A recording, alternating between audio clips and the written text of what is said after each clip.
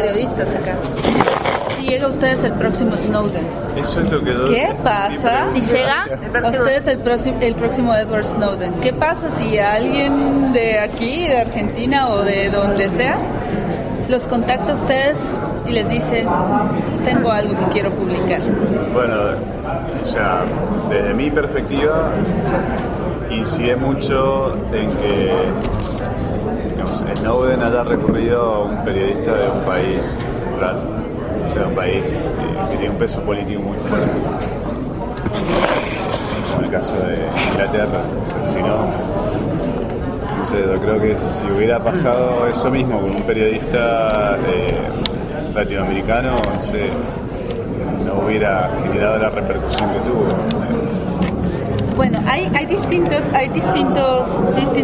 cuestiones que a mí me gustaría tratar en el workshop, y una de las cuestiones es que como periodistas o como personas trabajando estos temas de información tenemos que ser primero responsables con nosotros y con nuestro correo electrónico, nuestras comunicaciones, saber cómo funcionan todas las herramientas que usamos, empezando por ejemplo con el teléfono. ¿Qué puede hacer nuestro teléfono?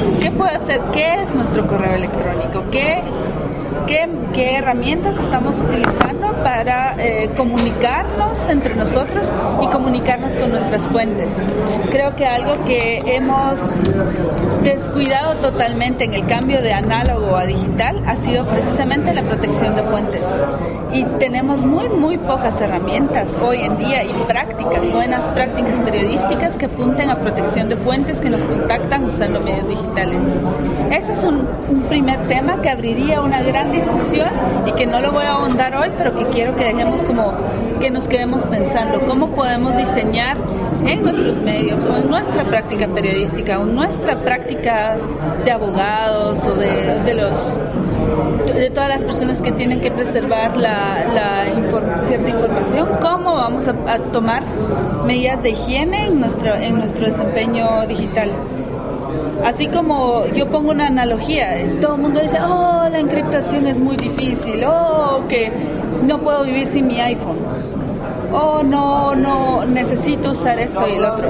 Pero creo que ahora conocemos que hay un riesgo real y que hay un riesgo ahí de la forma como nos comunicamos.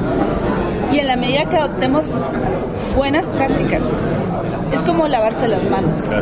Si somos un periodista que está usando medios inseguros para comunicarse con sus fuentes, es como un médico que va a operar a alguien con las manos sucias. Entonces, creo que es algo que tenemos que impregnar y empapar a nuestra cultura con. ¿Se puede grabar Por supuesto. Y ese es un tema. Preparé unas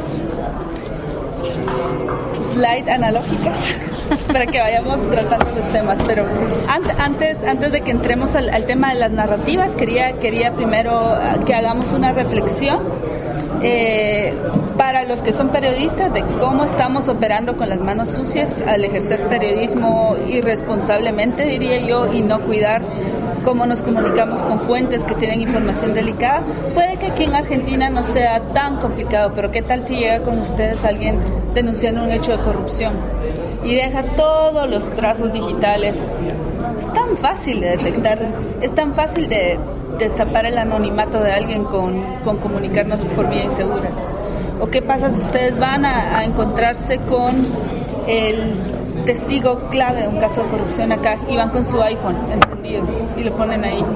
Es tan fácil como un teléfono Nokia de 40 euros y un cablecito para que no solo el gobierno, sino que cualquier persona intercepte sus comunicaciones. O sea, la vigilancia es barata y es sencilla. Cualquier banda de crimen organizado, cualquier agencia de inteligencia pública o privada, cualquier espía, detective privado barato puede espiarlos a ustedes fácilmente si no tienen buenas prácticas digitales. Y abarca casi que todas las herramientas que usamos. El teléfono con el que nos comunicamos, el correo electrónico que estamos usando, nuestro desempeño, nuestras búsquedas en internet, o sea, todos los trazos digitales que estamos dejando. Ese es un punto muy importante que a mí me gustaría ver quizá el otro año hacemos en la Hackers hacemos, o en esta red de periodistas y técnicos, empezamos a tejer puentes para dedicarnos a establecer apoyos de ese tipo, porque yo les digo, no mucha gente sabe. Yo soy una abogada que trabaja temas de derechos humanos y desde hace mucho tiempo trabajo y vivo bajo la paranoia de los datos de mis testigos, los datos de mis clientes y demás, porque yo sé que yo conozco todas las habilidades y capacidades que tiene mi gobierno y yo conozco la responsabilidad que tiene mi función. Y así como los abogados debemos cuidar ese tipo de cosas, los periodistas también tenemos que aprender a ser bien responsables con eso. ¿Qué cosa? Guatemala. Imagínate. O sea, es complejo. Recién vos decías que en Argentina por ahí no estemos tan en riesgo, pero sin embargo en Mendoza, por ejemplo, se están haciendo los juicios conocidos por derechos humanos. Hay una fundación de derechos humanos que hizo una colecta, tenía el mayor archivo de estos temas, ¿no? Y, por ejemplo, en un momento llegó un tipo y robó las computadoras y se las llevó, o sea, las robó y se las llevó en plena luz del día. O sea, y no había backup, no había un montón de cosas. Entonces, o sea, esos riesgos de alguna manera siguen estando. Les voy a decir una frase y ustedes no se van a imaginar, porque muchas veces la excusa que tienen todos es que yo trabajo en lo abierto, yo no tengo nada que ocultar, yo no tengo que esconder nada, yo no estoy haciendo nada que no se pueda saber por otros medios. Pero un personaje célebre argentino dijo unas palabras muy sabias. Y dijo este personaje: no tengo nada que ocultar, pero sí tengo mucho que proteger. Y ese es el punto, tenemos mucho. ¿Adivinan quién fue que dijo eso?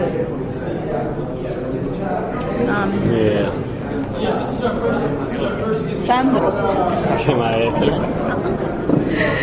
No. El punto que me refiero es que a mí me ha pasado haciendo entrenamientos en temas de seguridad con activistas de derechos humanos y con periodistas y dicen, no, es que si ya saben lo que estoy haciendo es mejor porque no van a ir a pararme, a interrogarme, o si ya saben lo que estoy haciendo y lo que estoy investigando, pues no tengo nada de qué preocuparme. Pero el punto y el argumento que digo es que en la medida que nosotros seamos responsables con nuestra información y la protegemos por más tiempo, somos más efectivos más tiempo.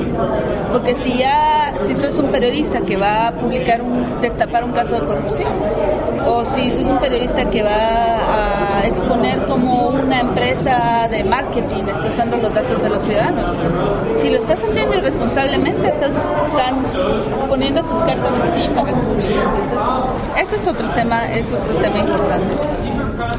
El otro tema que es importante también y que creo que no hemos desarrollado buenas prácticas es establecer alianzas en distintos países de periodistas para...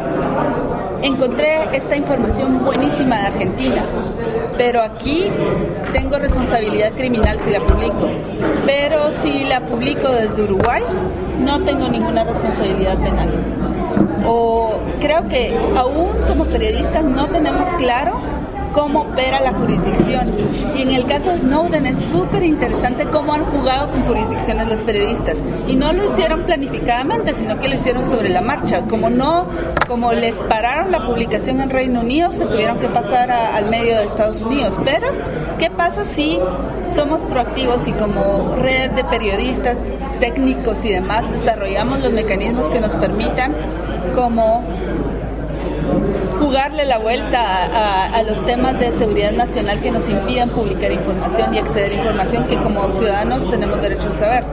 Entonces creo que sería súper interesante si nos ponemos de tarea hacer un mapeo de legislación, al menos en Latinoamérica o en países de habla hispana y aún en otras jurisdicciones para ver cómo podemos prácticamente darle la vuelta a ese tema. Y por ejemplo, si hay información sensible sobre Brasil y no la puedo publicar en Brasil, entonces la publico en Colombia. O si hay información sensible que quiero publicar y que es necesario que la gente sepa sobre todos los países de Mercosur, la publico desde Suecia. Entonces, ¿cómo podemos hacer un mapeo para estos temas complejos y relevantes para opinión pública? Es un tema también que no involucra solo lo legal y aburrido, sino que también necesita muchísima asistencia de técnicos, de hackers. Tengo una consulta con eso. Sí. Cuando vos hablas de este tema de las jurisdicciones, sí. ¿Solo involucra lo geográfico? Yo soy periodista argentino y quiero publicar algo sobre Argentina, pero lo publico en Uruguay. Vos, y entonces de esa manera eludo alguna responsabilidad. El hecho de ser argentino y trabajar y vivir y estar arraigado acá no me generaría...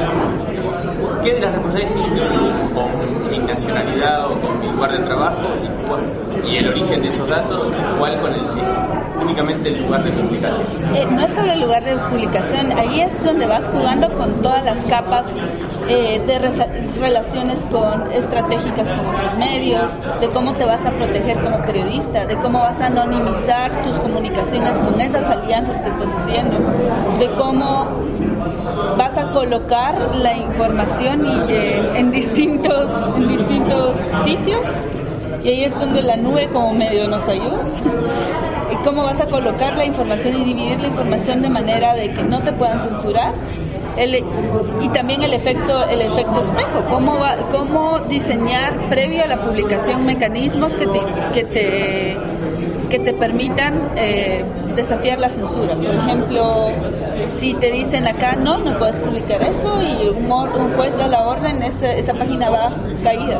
Como la caída de una página, si te preparaste anticipadamente, activa la publicación inmediata en muchos otros sitios. Hay ya muchas medidas, de hecho hasta compañías colaborando con eso, se están probando sistemas y esa es la capa tecnológica, cómo permitir a los periodistas tener herramientas que les permitan publicar en distintas jurisdicciones y jugar con las jurisdicciones desde donde publican, dependiendo la situación en la que se encuentren. Hay incluso plataformas de publicación que puedes publicar desde el móvil, navegando por la plataforma Tor, que te permite anonimizar tu IP y publicar desde otra jurisdicción automáticamente. Entonces ya hay aplicaciones que te permiten como desafiar ese tipo de publicación, y esto es especialmente relevante en este tipo de temas donde tocas el núcleo donde la tiene fácil el Estado para decir, estás amenazando temas de seguridad nacional, no puedes publicar. ¿Sabe? Todos tendríamos que ir a la Deep Web. ¿A la Deep Web. Todos tendríamos que trabajar en la Deep Web. No necesariamente. Yo creo que se tiene que evaluar como ver el nivel de riesgo que tienes para publicar determinada cosa, porque no es necesario, creo que como periodistas y como ciudadanos en general, saber las herramientas que tenemos, saber cómo utilizarlas y saber cuándo utilizarlas. Y ahí me quería referir también a un tema súper importante de las alianzas. Creo, y he visto con el tema de la NSA, que hay una inmensa desconexión entre la comunidad de derechos humanos y los periodistas que reportan sobre los casos. Entonces, y aquí va mi primer slide de verificación.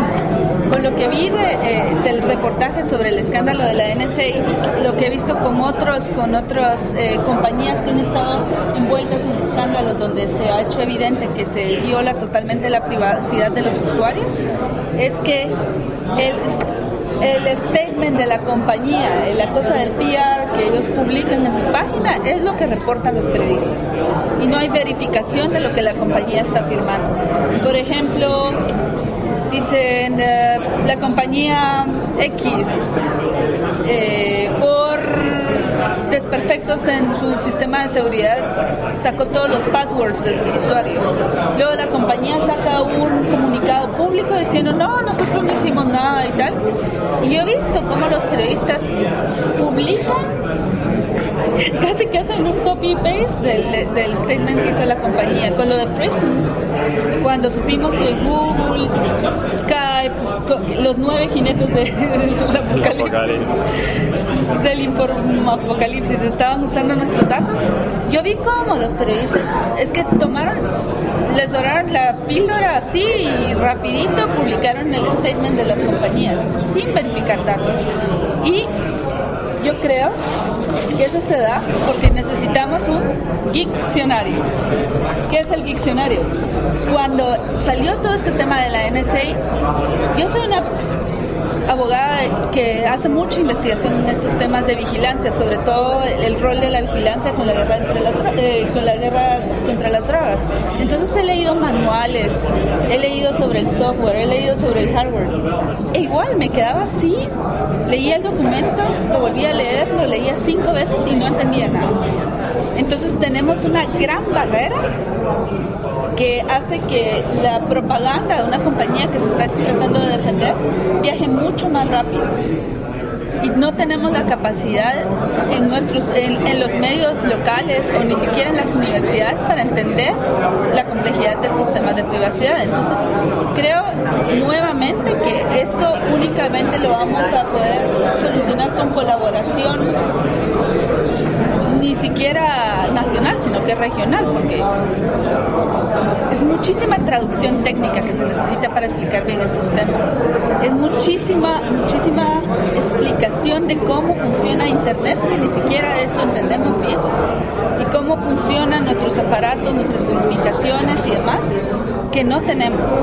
Entonces, creo que de acá, y ojalá pudiera surgir la idea de colaborar en un wiki o en algo, en cada definición de cada nueva publicación que salga, tratar de ser honestos y decir, esto no lo entiendo, y un sistema de decir, hey, alguien podrá explicarme.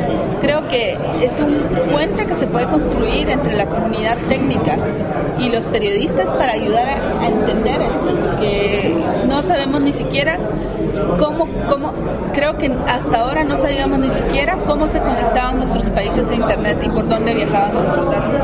Mucho menos todo lo que pasa dentro de un teléfono, todo lo que pasa cada vez que mandamos un email por un proveedor ubicado en tal país hacia otro país. Creo que la única forma para poder mejorar las narrativas en torno a estos temas es informándonos de todo esto, porque y realmente va mucho más rápido de cómo estamos. El otro tema es, hay que levantar la mano y decir, no entiendo, ayúdame.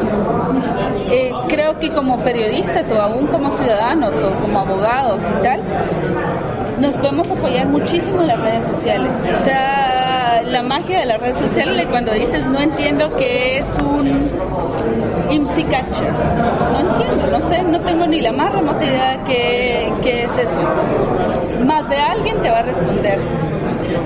También hay muchas organizaciones especializadas en estos temas digitales. Aquí en Argentina ustedes tienen la Fundación Vía Libre, que vienen trabajando los temas de vigilancia desde hace 10 años. Y ahí van a tener expertos que casi siempre están tocando las puertas de los medios y casi nunca consiguen la cobertura que quieren, pero ahora podemos usar esta oportunidad para aprender todos. Organizaciones tradicionales de derechos humanos también. Aquí tienen la Asociación por los Derechos Civiles, que bueno, no va a ser vía libre donde van a tener un técnico que les explique bien cómo funciona una antena que intercepta datos de celulares, pero les puede explicar sobre el derecho a la privacidad y sobre cómo eso se puede accionar en la legislación argentina. Y también tienen organizaciones internacionales como la Electronic Frontier Foundation. Hay aquí en la conferencia 2 expertas del tema. Ellos están demandando a la NSA en Estados Unidos y están preparando una demanda para demandar a la NSA en el sistema interamericano por los datos de extranjeros que ellos tienen. Entonces, creo que esos son los puntos que tenemos que conectar y que no hemos conectado para el reportaje, porque honestamente Argentina, México, Colombia, Chile tienen los mejores periódicos de Latinoamérica y son pésimos. O sea, la cobertura que ha habido del tema de la NSA que nos impacta directamente como región es un copy-paste o una mala traducción de lo que está en el Guardian. Y eso es todo. Y están publicando ellos el documento fuente, pero nadie se está tomando el tiempo de analizarlos y localizarlos para ver cómo está impactando en lo local. Tengo una pregunta. Cuando vos decías... Sí, pero me pueden interrumpir en cualquier momento que... Cuando decías que esos statements de relaciones públicas que largaban las empresas como Facebook, Google, se pueden verificar y que sin embargo los medios tradicionales pasan esa información sin siquiera absolutamente nada. Vos decís justamente que nosotros podemos lograr herramientas para verificar si esa información es cierta o todavía no sabemos, no conocemos mucho cómo están funcionando esas empresas. Creo que el problema central acá es tan poco equipados que estamos para hacer las preguntas correctas alrededor del tema. O sea, la respuesta que dieron todos los medios es no estamos permitiendo que ingresen a nuestros servidores a ver los datos de los ciudadanos. Pero a mí me explicaban mis amigos técnicos que hay toda una serie de posibilidades para interceptar los datos que viajan a las compañías, para abrir la puerta que antes de que entren a sus data centers los puedan escanear todos. Y esas son preguntas que no sabíamos, porque no sabíamos cómo funciona el mecanismo de Prisons. Otra cuestión era las respuestas, cómo las tienen pre-redactadas. Un ejemplo es Microsoft. Microsoft es el mayor proveedor de software de gobiernos en Latinoamérica. ¿Software? De software. Todos los gobiernos usan Windows, todos los gobiernos usan Outlook, todos los gobiernos están usando las aplicaciones de ellos para realizar actividades diarias. Entonces yo tuve una conversación muy interesante en una conferencia, casualidad, con un tipo de Microsoft. Y él me decía, yo le decía, ¿cómo puede un gobierno usar un software que no puede ver cómo está hecho? O sea, ¿cómo voy a yo garantizar que mi gobierno de Guatemala no tiene un backdoor, no tiene un sistema que mande toda la información que ellos están haciendo, documentos de Estado, documentos de seguridad nacional, se van? Y él me decía, no, estás súper equivocado, somos súper transparentes. A los gobiernos les dejamos ver nuestro código. Yo había algo que no me sonaba ahí, porque el statement del tipo, la línea que él traía de Microsoft era: a los gobiernos les dejamos ver el código. Y resulta que sí, a 10 gobiernos les dejan ver el código, que son los gobiernos que son aliados de Estados Unidos y con los que tienen unos negocios muy grandes, pero el resto no los dejan. Entonces, ¿cómo tenemos que conocer las técnicas que tienen las compañías para esconderle, para disfrazar de verdad medias mentiras, creo yo? Y también tener la alianza que podamos tener con la gente que está trabajando alternativas o con el competidor es clave. Otro ejemplo, en México se acaba de descubrir que están usando una aplicación que se llama FinFisher, que permite, con un clic, te contamina la computadora y averigua tus passwords. ¿Cómo se llama? FinFisher. FinFisher. Es una herramienta que en teoría deberían de usar solamente las autoridades judiciales en los países donde no es ilegal usar, y lo que hace es que se apodera de tu computadora o de tu teléfono averiguando passwords, puede activar la cámara, puede grabar conversaciones, tu computadora actúa igual y está ahí, pero ese sistema que es vendido comercialmente permite que con solo te mandan un correo contaminado, haces clic y con eso se apodera de passwords, puede pasar a tomar control de tu computadora sin que tú te des cuenta. Pues eso está pasando en México, y lo que pasó en México fue que el competidor que había perdido, porque tenía un software similar, que había perdido el contrato con los de Gamma, que es la compañía que vendió este software, hizo una filtración en los medios en México de los contratos, diciendo ellos vendieron sobrevaluado este software. Pero eso derivó en destapar que efectivamente el gobierno mexicano está usándolo y está usándolo contra activistas. Y es un software que pueden usar, que hay son herramientas que legalmente son legalmente comerciales. O sea, en Argentina lo podría igual comprar el gobierno, que lo podría igual comprar una empresa que quiere monitorear datos de sus usuarios, o una compañía de detectives privada, o tal. Es bastante serio el... ¿Qué cosa? FinFisher. Fin es PHI. El fin...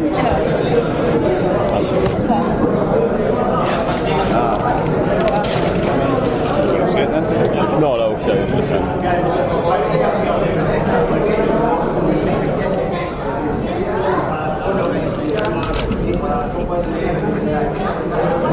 Y así hay una colección de herramientas, o sea, es increíble la proliferación que hay, sobre todo en América Latina, de este tipo de herramientas.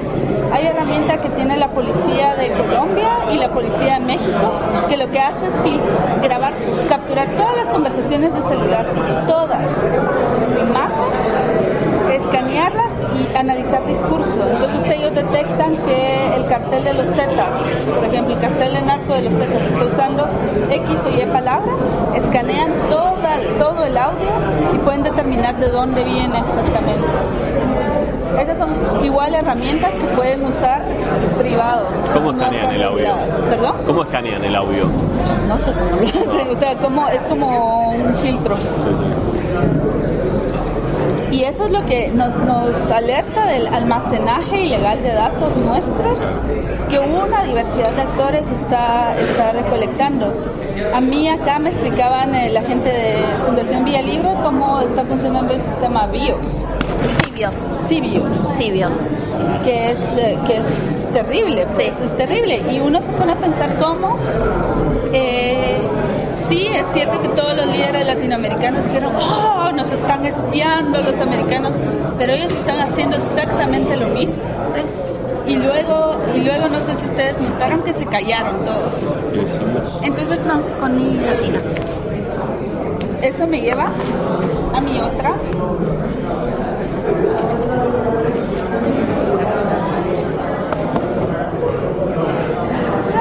De las alianzas.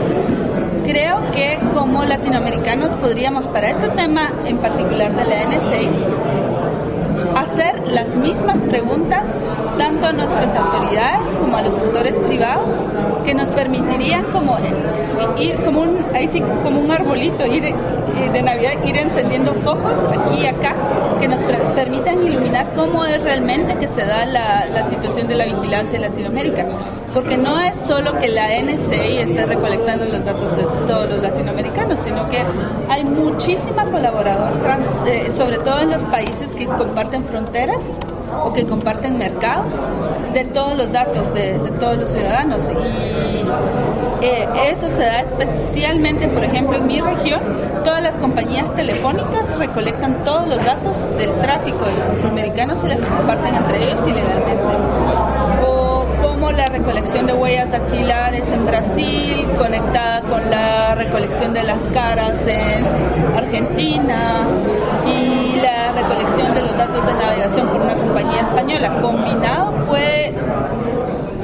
O sea, no es solamente, sí, claro, ayuda a combatir la criminalidad y tal, pero cuando nos dicen eso, y eso me lleva a otra cuestión que es importante, no se trata solo de lo que nos digan las autoridades, sino que no hay datos que respalden, sólidos que respalden que la vigilancia masiva está ayudando a nada. No sé si aquí han tenido en Argentina un caso contundente donde las cámaras y el sistema de biométrico han resuelto algún caso. Acá no se resuelve ningún caso.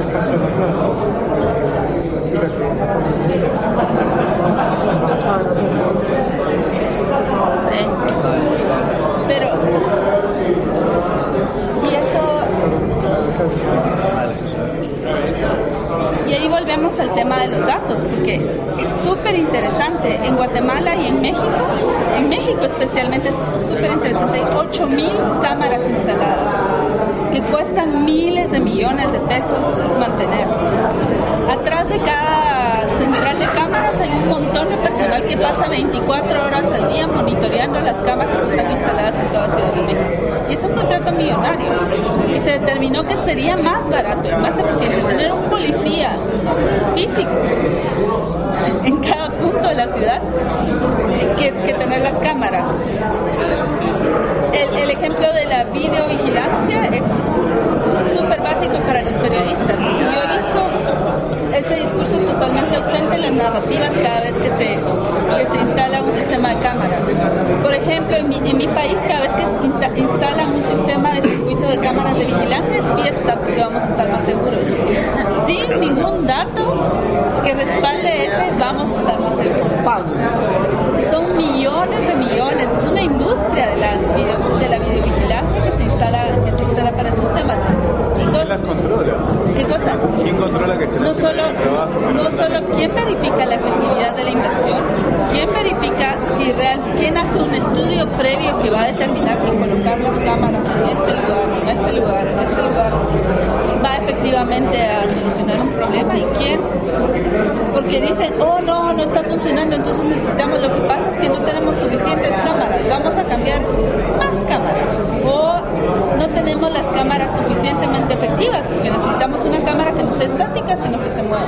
Entonces es un círculo vicioso que va incrementando las supuestas necesidades de los estados y los gobiernos para vigilar a determinados ciudadanos. ¿Hay algún caso en Latinoamérica de algún diseño institucional, alguna comisión del Congreso, algún caso exitoso de control institucional, alguna auditoría externa, algún dispositivo institucional que más o menos sirva por lo menos como inspiración para... Lo que pasa es que todos estos mecanismos de vigilancia les gustan a los políticos y les gustan a los gobiernos, porque vigilancia es control es limitar la posibilidad de... ¿Alguna oposición política que haya generado? Hay un caso justo ahora con el tema de la NSA. El Congreso mexicano activó el mecanismo del Congreso que permite a ellos como pedir rendición de cuentas el tema de la vigilancia. Entonces le preguntaron a la Comisión Nacional de Seguridad en una audiencia del Congreso donde presentaron todo lo de PRISM, le preguntó al ministro de Defensa, ¿cómo nos estás protegiendo de esto? Y no han respondido, básicamente no han respondido, pero se aceleraron reformas legales en México que criminalizan el acceso a la información. Criminalizan la publicación de información relacionada con temas de seguridad conexos a sistemas electrónicos. O sea, están queriendo empujar que publicar la información de la NSA sea ilegal. Y en Inglaterra es todavía peor, porque están argumentando que publicar información relacionada con sistemas electrónicos es un acto terrorista que pone en riesgo la seguridad de un Estado. O sea, publicar información, están aplicándole las leyes del terrorismo a periodismo, básicamente. O sea, es bien serio. Porque ahí lo que se podría generar es alguna agenda común latinoamericana de diseño institucional, de control de inteligencia, digamos. En la Argentina tenemos la Comisión Bicameral de Inteligencia que jamás funcionó.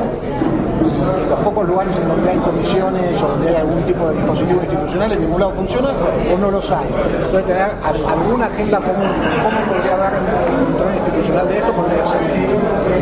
Y el tema también es que aquí o nos unimos como latinoamericanos y buscamos el apoyo de la prensa, o perdemos la jugada contra la NSA, porque la industria de la seguridad y la industria del espionaje por medio de herramientas electrónicas y recolección de datos personales es inmensa. O sea, se mueve tanto dinero en cámaras de seguridad, en antivirus, en protecciones en distintas cuestiones de seguridad de las comunicaciones, en contratistas del Estado que venden software malo. O sea, es una cadena de malas cosas. Entonces, mi idea acá sería como invitarles a ustedes a que piensen, y quizá de acá salga la idea de de cómo crear un mecanismo de alianza donde la sociedad civil, los grupos de defensa de derechos humanos, los grupos de derechos digitales, se puedan unir en una alianza estratégica con la prensa para cambiar las narrativas y para decir cómo, para tener mejores herramientas que permitan describir cómo esto está afectando los derechos de todos, porque no se trata solo el activista de derechos humanos o el que trabaja contra la corrupción, sino son absolutamente todos, o sea, un médico que tiene los expedientes de sus pacientes, un inventor que acaba de idear algo muy bueno, y se lo pueden leer completamente. La investigación de las universidades, una de las revelaciones de era que la NSA estaba leyendo todo lo que salía de una universidad de la China. O sea, afecta esferas que van más allá de lo político y que van más allá de los temas de seguridad. Entonces creo que, y me alegra poder anunciar que hay unos mini grants ahorita les voy a poner la página, de hasta por $4,000, que son como un incentivo que podría de aquí como surgir, o quizá podemos hacer una base de datos, quizá podemos hacer un training para periodistas, quizá podemos hacer que pueden como alimentar al menos el inicio de una idea para esto. Entonces, voy a poner acá. Estoy en el board de esta iniciativa, Disclosure.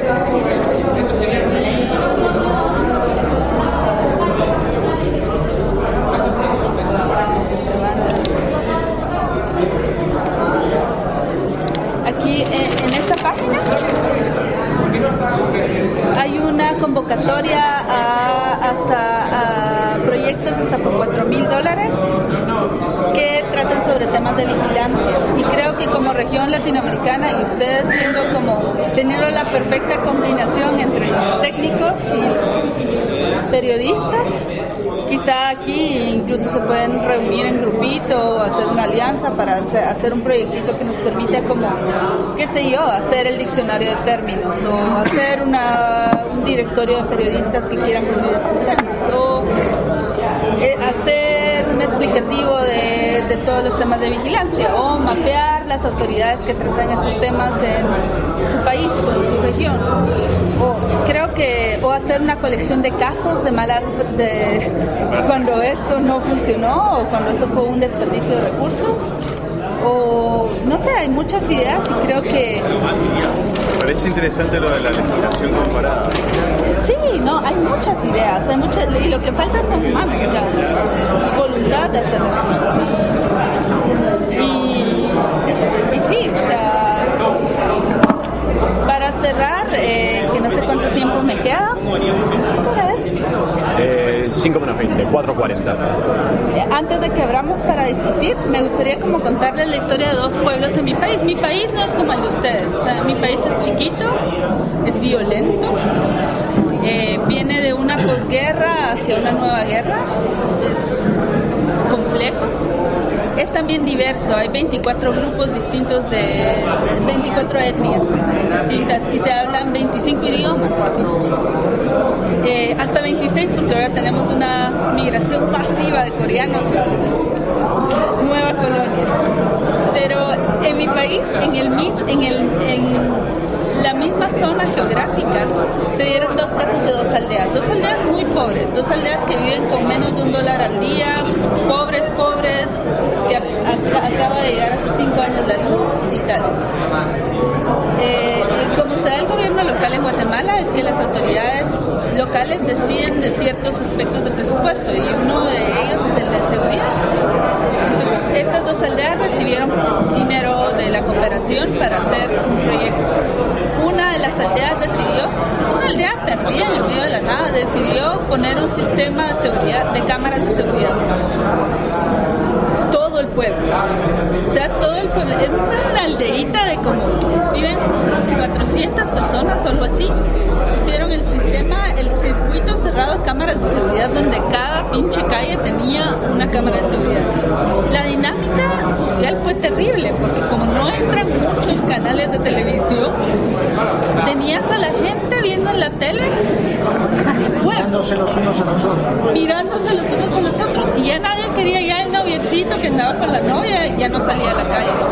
Ya o sea, un sistema de vigilante, todos vigilando a todos.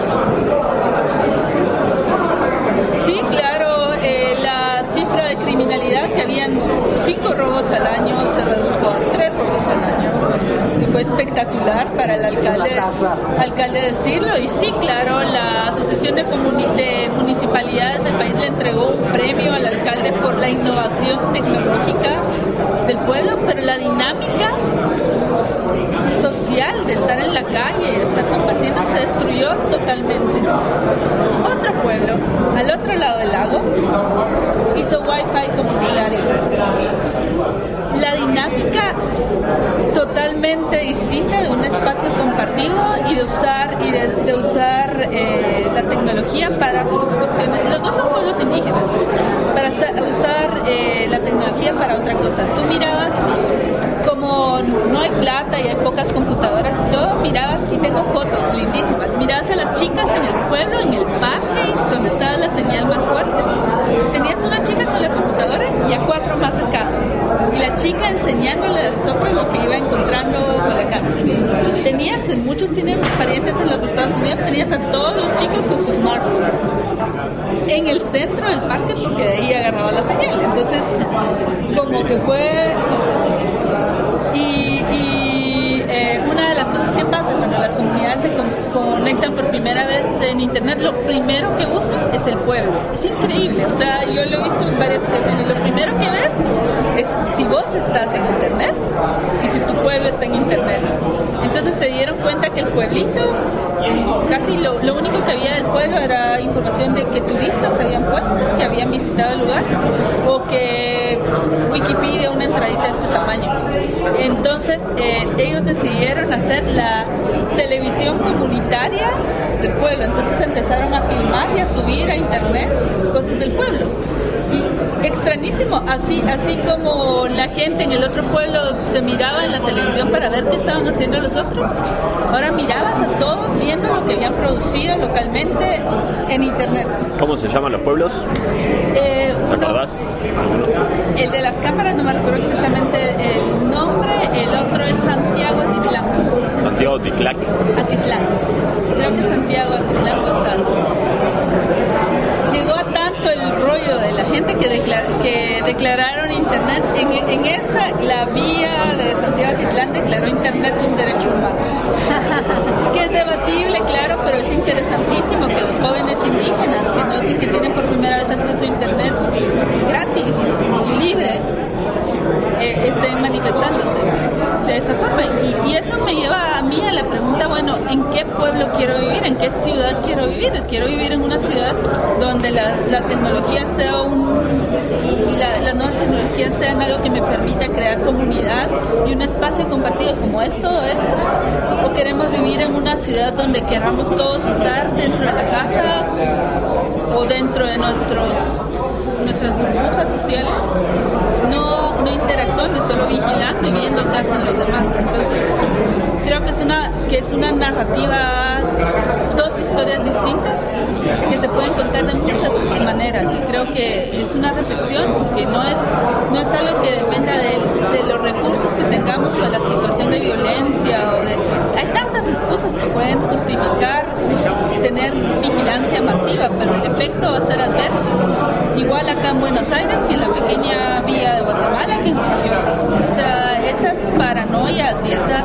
no confiar los unos en los otros y esa política de puertas cerradas y de wifi cerrado no está generando nada más que divisiones, pienso. Y pues ha sido un gusto poder compartir esto porque en mi país, créanme que es mucho más difícil. O sea, ustedes tienen muchísima más justificación aquí a decir no a ese tipo de tecnologías y creo que como argentinos se deberían de organizar mejor para decir no quiero que me vigiles, no quiero que tengas la posibilidad tu gobierno con un clic identificar que yo soy la persona que está liderando una protesta en contra de esa ley que no me parece. Y con 2 clics más, ver todas mis redes sociales, ver mi familia, ver mis récords bancarios, ver todo lo que yo hago y encontrar el mini error o la mini pseudo ilegalidad de mis actividades y meterme a la cárcel por eso y neutralizarme. O sea, ese es el riesgo real. El riesgo real es estar totalmente neutralizados y paralizados por el miedo de que dejaste algo ahí en lo que hiciste hace 10 años y que te puede conectar con, o que y no solo es el gobierno, que una compañía aseguradora, por ejemplo, diga no te aseguro porque en tu Facebook de hace 25 años dijiste que te habían detectado tal cosa. O sea, es una serie de cuestiones. Aquí ustedes tienen una autoridad de protección de datos y tienen una excelente ley que no se aplica y una autoridad que no se da. Entonces, no, además, los recursos de la autoridad de protección de datos se usan para obstaculizar el acceso a la información.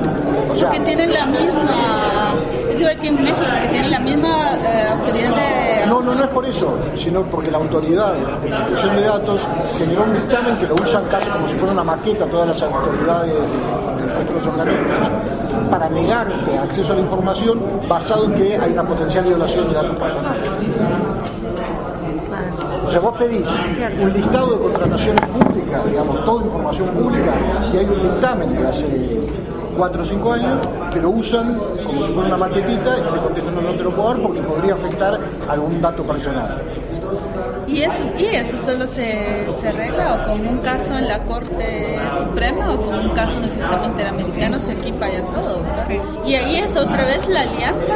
Por ejemplo, si se juntan las organizaciones de Latinoamérica o Argentina de derechos humanos para llevar un caso a la Corte, ¿cómo va a apoyar la prensa? ¿Y cómo van a apoyar los geeks? Para hacer que esto sea bien visible y para que la gente entienda la complejidad. A mí me pasa que, por ejemplo, y aquí seguro les pasa también a los abogados, que no hay plata para consultar con un técnico. ¿Cómo podemos colaborar? Que no se trata solo de qué hago profesionalmente, qué puedo aportar como ciudadano para que estos casos progresen o para que la narrativa en los periódicos mejore. Creo que hay una gran desconexión y hay una gran responsabilidad de quienes entendemos cómo funciona la tecnología y quienes entendemos o quienes entienden un poquito más y pueden aportar explicando a los otros aquí esto va a estar muy muy muy mal y va a tener efectos adversos cada vez que se desarrolle mucho más la tecnología que permita vigilar. Entonces creo que hay una gran tarea por hacer y ojalá que se arme algo aquí y una iniciativa aunque sea pequeñita, o sea, ya aportan mucho enseñándole al periodista de la esquina cómo encriptar su correo, creo yo, o cómo no usar el password 1234 para su información sensible. A mí me pasó que di una cuestión para un taller que era de un tema de libertad de expresión y derecho, nada que ver, a periodistas de Colombia, Honduras y México, los 3 países más violentos. Todos, absolutamente todos, cuando sirvieron el café, toditos, dejaron su computadora así. No, o sea, hay cosas tan... O sea, si cualquiera en esa sala hubiera sido alguien malintencionado con un keylogger, con un bicho así que se ve como una USB común y corriente, lo pone en la computadora y saca toda la información o toma casi que como espíritu, toma posesión de la computadora inmediatamente, pues. Y los keyloggers valen más o menos unos $15. Cualquiera los puede comprar, cualquiera los puede acceder. Y es la realidad en la que vivimos. Entonces, falta tanto trabajo de conciencia, falta tanto, solo con mapear, solo pónganse un día, solo por pura curiosidad, a ver todos los bichos disponibles en el mercado para hacer toda clase de cuestiones de vigilancia. Hay son tan creativos, o sea, es tan barato y tan creativo que esto podría ser un micrófono. O sea, en los hoteles, los despertadores pueden ser cámaras. Cuestan nada, pues, o sea, vigilar cuesta nada y no es una, todas las herramientas de vigilancia no están reguladas, pero desgraciadamente en muchos países todas las herramientas que nos permiten anonimizar nuestros datos y que permiten encriptar sí están reguladas y limitadas embargadas prácticamente, que solo las pueden usar gobiernos. O que tenés la obligación de dar tus claves si la autoridad lo requiere. En Latinoamérica. Entonces, no sé qué país. En Centroamérica no, pero hay en ciertos países que son parte de un tratado, que no me recuerdo el nombre, están limitados el comercio de cuestiones de encriptación. Y ahorita hay todo un empuje por hacer ilegal Tor. No sé si conocen qué es Tor, la red. Por hacer ilegal Tor. Aquí en Buenos Aires, en un montón de lugares, porque yo hago todo mi trabajo sobre Tor, yo no me puedo conectar porque la red ya lo tiene bloqueado. Y esa va a ser la tendencia, porque por supuesto los gobiernos no quieren que tengamos nuestro tráfico anónimo y a las compañías no les conviene que ocultemos nuestros datos de tráfico, porque todo el marketing ahora es dirigido a nuestros hábitos, nuestras búsquedas y todo lo demás. Creo que como países que salimos de unas dictaduras horribles, tenemos triple responsabilidad porque nos dimos cuenta que la vigilancia mata, que permitir una vigilancia abierta y tal puede totalmente poner en riesgo a los activistas que trabajan por causas justas. En Brasil, las compañías mineras están vigilando electrónicamente a los activistas que están luchando en contra de las mismas. En México lo mismo, o sea, se les está, activistas en Chiapas están enfrentando cargos por piratería o por tener contenidos de pornografía infantil, que yo supongo que se lo suplantaron a los que estaban en contra del gobernador de Chiapas. O sea, nos hace mucho más, si somos descuidados, nos hace mucho más vulnerables. Y podemos decir, vaya, pero yo no soy activista, pero yo no soy ni siquiera periodista. Pero la verdad, y a mí que, o sea, sí nos debe importar porque no sabemos cómo cambian los gobiernos. Cada agujero que dejamos que permita un poder ilimitado, un ejercicio ilimitado, un control ilimitado sobre lo que hacemos, nos pone en riesgo. No sabemos cómo vamos a estar en 10 años, no sabemos qué van a hacer nuestros hijos, no sabemos qué va a hacer nuestra familia. Es un tema súper importante de ciudadanía. Y yo vi manifestaciones importantes en Alemania, por ejemplo, porque Alemania tiene muy fresco todo lo que hizo la Stasi. Pero aquí, como en Latinoamérica, como que tenemos memoria de pez y se nos olvidó por completo. Totalmente. Sí, de hecho nadie cuestiona que acá se haya implementado el CBIOS. Nadie cuestiona eso. Venimos de una dictadura bastante fuerte. De hecho, Argentina es ejemplo porque tienen el vídeo de CBIOS. Ese es el ejemplo clásico en todas las conferencias de privacidad, porque es que es increíble la chica linda que dice, vas a estar más seguro. El de Brasil es bastante parecido también. Es que es un gran negocio también, y creo que aquí vienen para los que hacen periodismo de datos muchísimo material para cuánto cuesta realmente, cuánto cuesta un policía versus todo este mecanismo de vigilancia. ¿No sería más confiable volver al policía del barrio que conoce a toda la gente, que se está todo el día ahí y sabe que si llega alguien que no es de ahí? O sea, estamos delegando a cámaras tareas que son de humanos. Estamos delegando a compañías que no son ni siquiera de nuestros países, dando todo en nuestra correspondencia con copia. Y por un periodo cada vez se hace más barato el almacenaje y todos los datos van. No sé si alguien tiene algún comentario o quieren aprovechar el tiempo que nos queda para platicar entre ustedes y tener preguntas de estos fondos, o no sé. Yo quería volver a la primera pregunta que hiciste vos. ¿Qué pasa si nos encontramos con el nuevo Snowden? ¿Vos tenés algún consejo, por ejemplo, con respecto al manejo de las fuentes? O en el caso de una violación grave de los derechos humanos, ¿podés dar con algún tipo de consejo práctico, por ejemplo? Pues, mi consejo personal es caso de corrupción, un informante. Es para recibir al próximo Snowden tenemos que estar preparados con la higiene de nuestros la forma en que nos comunicamos. Acceder a este tipo de información y protegernos nosotros para poder proteger a nuestras fuentes. Sí, tenemos que aprender las normas básicas de higiene digital, digamos, para poder recibir esa información, porque si no estaríamos exponiendo a nuestra fuente, exponiendo a nosotros. Y es una lástima que no está activo el sistema de recepción de documentos de Wikileaks, porque creo que hoy día son de los únicos que pueden aguantar la presión o sea, como delegarlo a alguien que pueda soportar la presión legal, la presión, incluso las amenazas físicas en este tipo de cuestiones. Y por eso creo que para los periodistas su mejor amigo debe ser la institución de derechos humanos local, y deben la institución del abogado de derechos humanos con credibilidad, de la institución en que ustedes confíen. Creo que no hay esa comunicación. Los periódicos no van a invertir en defenderse. O sea, si es algo serio, no hay ni siquiera inversión de los periódicos en entrenamiento básico de seguridad de periodistas. O sea,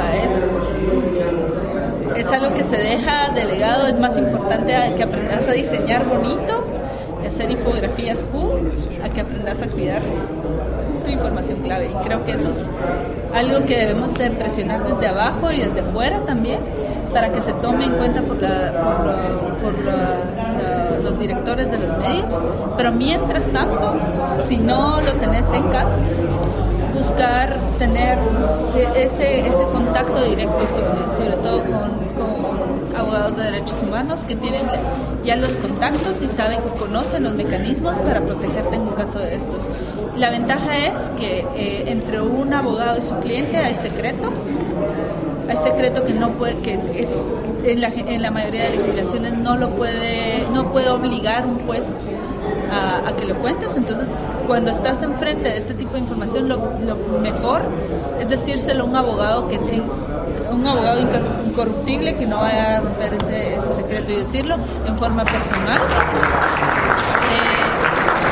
Decirlo en una reunión sin teléfono, por favor, sin iPhone. El iPhone es el enemigo número 1 de las comunicaciones privadas. Y cuando quieras tener una comunicación privada con alguien, con una fuente y tal, dejar teléfonos, dejar computadoras, irte a un parque donde no haya muchas antenas. Yo sé que suena muy paranoico, pero es la realidad. O sea, cualquier persona que... Los paranoicos tienen enemigos. Sí, pero nada se pierde con volver a ese tipo de... Si querés hablar algo en privado, no lo hagas en chat, no lo hagas si está la persona en tu mismo país, en tu misma ciudad, nada, pues irse al parque, a caminar, dejar todos los gadgets guardados en una gaveta y hacerlo de esa forma, porque usualmente a los periodistas que están trabajando con temas complicados, hay un sistema que se llama, que yo lo uso cuando es un caso complicado de derechos humanos, que se llama Tails, que es también de Tor. Lo descargan acá y lo que hace es hacer un boot en su sistema, pero no se puede en computadoras Mac, solo se puede en PCs. Tails, que lo que hace es que limpia todo lo cuando sacas la USB, puedes trabajar en él, puedes encriptar, puedes decriptar, te obliga a conectarte por Tor, no te puedes conectar al chat si no estás conectado al Tor. Y una vez sacas la USB, borra absolutamente todo. Entonces, si te decomisan la computadora, no hay nada. No hay absolutamente nada de la información complicada que usaste. Es buenísimo, sobre todo si estás haciendo investigación de corrupción y estás viajando con tu computador. Solo viajas con tu USB y eso USB tiene todo encriptado adentro, o sea, la autoridad la recoge y no perdiste nada porque todo está bien. O sea, no hay nada que te incrimine.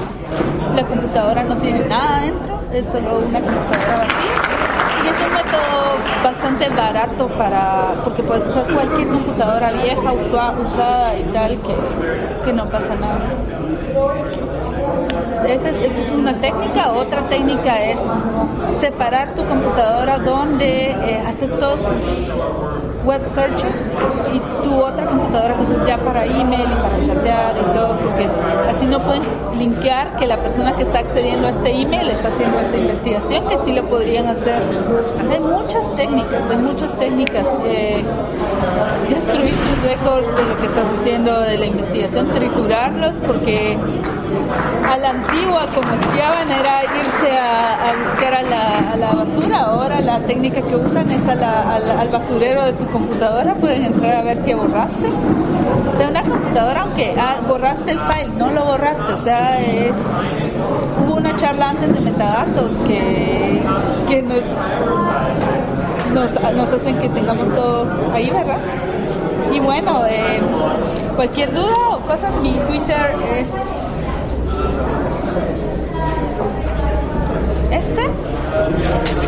y si no les puedo responder yo, tengo muchísimos amigos geeks que van a saber la respuesta. Estoy súper conectada con toda la gente que está investigando estos temas desde Berlín, con los periodistas allá y con los técnicos que están investigando todo lo de la NSA, pero también que han venido investigando desde hace unos 5 años estos temas.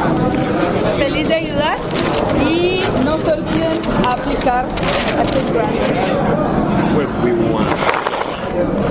Está en español la aplicación y la pueden mandar en español si quieren. ¿Sirve de algo de encriptar los mails?